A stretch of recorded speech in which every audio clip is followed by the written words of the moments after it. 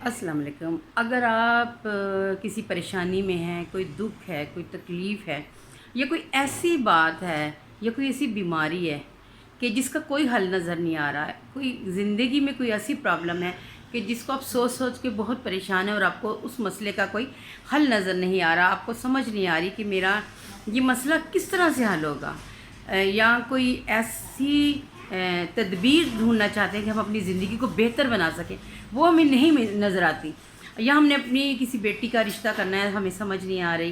कोई भी ज़िंदगी में कोई परेशानी है, जब बहुत ज़्यादा आप पे दुख तकलीफ़ें आ जाएं, तो समझ जाएं कि अल्लाह ताला आपको राह दिखाना चाहता है। तो वो राह आपने नहीं ढूंढनी, आपने ढूंढनी इस तरह से कि अपनी कसरत से दुरूद पाक का विर्द करना शुरू कर देना है। जब हमें किसी मसले का कोई हल नज़र ना आ रहा हो, हमारी परेशानियां बेइंतहा बढ़ जाएं और हमारे पास उस मसले का कोई हल ना हो, या कोई हम लोगों को सूरत हाल बेहतरी की नज़र नहीं आ रही, तो आप लोगों ने करना क्या है कि सिर्फ अपनी ज़िंदगी में दुरूद पाक को शामिल कर लें। दुरूद पाक का विर्द करें। आप सुबह शाम आप लोगों ने तस्बीह पढ़नी है दुरूद पाक की। सारे वज़ाइफ छोड़ के सिर्फ आप दुरूद पाक को अपना लें, तो आप यकीन जानें कि आपके हर मसले का, आपके हर दुख का मदावा उस दुरूद पाक में है। बरकत भी और आपकी ज़िंदगी के मसलों का हल भी। दुआओं में याद रखिएगा। और आपने ये छोटा सा पैगाम है, इस्लामी बातें हैं, क्योंकि दुरूद पाक एक ऐसी हमारे पास तस्बीह है और एक ऐसा हमारे पास अमल है कि जिसके करने से कोई नुकसान नहीं होता, लेकिन हमारी ज़िंदगी में बेशुमार रोशनी आ जाती है।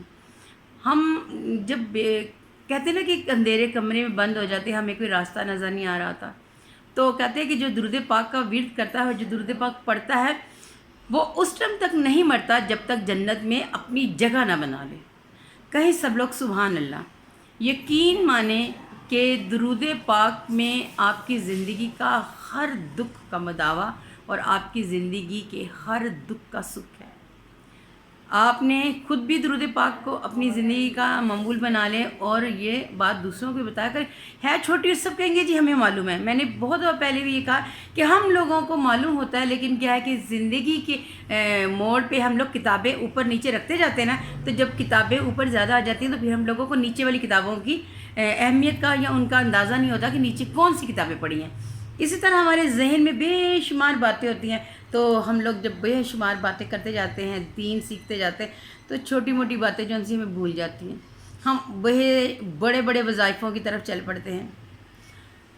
तो अपनी ज़िंदगी का एक वजीफ़ा ये भी मामूल बना लें कि आपने सुबह और शाम दुरूद पाक को ज़रूर आपने एक या दो तस्बीहें ज़रूर आपने करनी है। और इंशाअल्लाह देखिएगा कि कैसे चले महीनों में नहीं, हफ्तों में नहीं, इंशाअल्लाह आपको असरात नज़र आना शुरू हो जाएगी।